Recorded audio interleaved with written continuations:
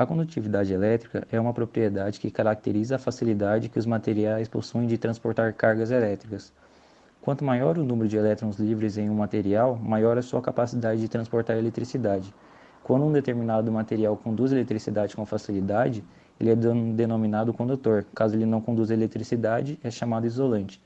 Materiais sólidos exibem condutividades. Uma maneira de classificar materiais sólidos é de acordo com a facilidade com que conduzem uma corrente elétrica. Existem três grupos: condutores, semicondutores e isolantes. Foi usado um condutivímetro no experimento para medir a quantidade de corrente elétrica. O condutivímetro consiste em um instrumento responsável por medir a quantidade de corrente elétrica ou condutância em uma solução, sendo que essa condutividade é útil para determinar a saúde geral de um corpo composto.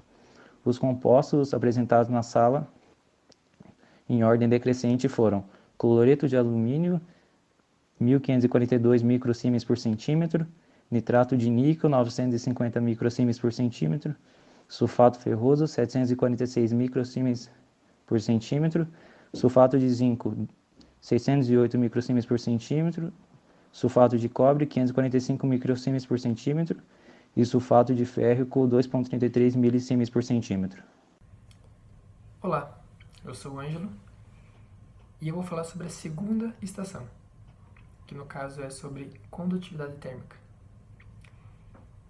Bom, nosso objetivo nessa estação era medir a condutividade de materiais metálicos diferentes, que no caso foi fornecido pelo professor 5 amostras de metais, que era ferro, zinco, alumínio, níquel e cobre.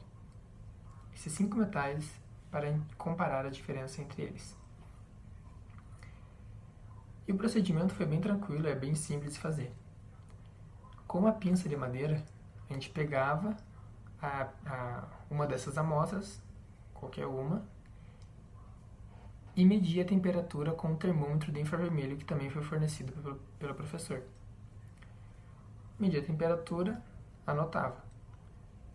Logo em seguida, a gente colocava essa chapa de metal, que era uma chapinha de uns 10 centímetros mais ou menos, colocava uma ponta dessa chapa no fogo, para receber a energia, para ver se estava conduzindo.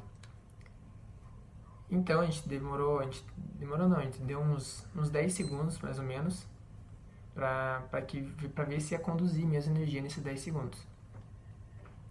Logo após esses 10 segundos, a gente pegava o termômetro e media a temperatura de novo. Só que a gente media a temperatura na outra ponta dessa amostra. Então, se a gente colocou a amostra nessa ponta, estava recebendo energia, a gente vai medir a temperatura nessa outra ponta para ver se conduziu a energia. E realmente todas as amostras conduziram. Foi anotado ali para passar aqui certinho que o alumínio, que foi que teve maior diferença, de 22 graus Celsius, que era antes de pôr na chapa, foi para 91. O cobre de 20,9 foi para 69 graus Celsius. O zinco de 26 foi para 40 graus Celsius.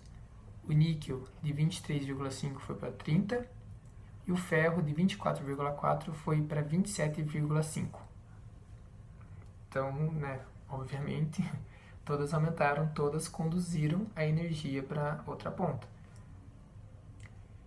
E daí a gente se pergunta por que e como que é conduzido. Se o fogo é só aqui, por que aqui esquenta? Né? Isso é muito difícil de responder. É o caso das moléculas. As moléculas, ou átomos também da ligação, da ligação metálica, quando recebe um tipo de energia, ela se movimenta.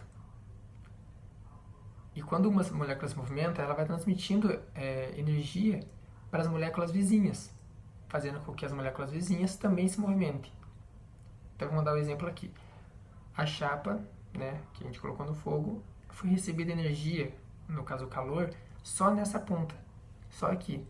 Então, as moléculas dessa ponta aqui, como estavam só elas recebendo energia, elas começaram a se movimentar, a vibrar. Com essa vibração, foi passando para as moléculas mais próximas. E foi passando para as outras, e para as outras, até que todas as moléculas estivessem vibrando. Então, as moléculas dessa ponta aqui, vai chegar um certo momento que elas vão estar com a mesma vibração que essa. Então, a chapa inteira vai estar com a mesma temperatura, a mesma vibração. E é desse jeito que acontece a condutividade térmica. Pelas moléculas e as suas vibrações. Posso dar um exemplo, sei lá, cotidiano, mas quando você vai cozinhar e coloca uma colher inteira de ferro na panela. Quando você coloca, deixa um tempo lá, alguns minutos, você vai pegar, ela vai estar quente.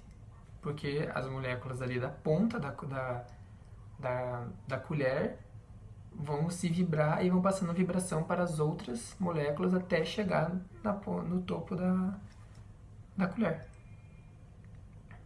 E é isso aí, é desse jeito que acontece a condução térmica.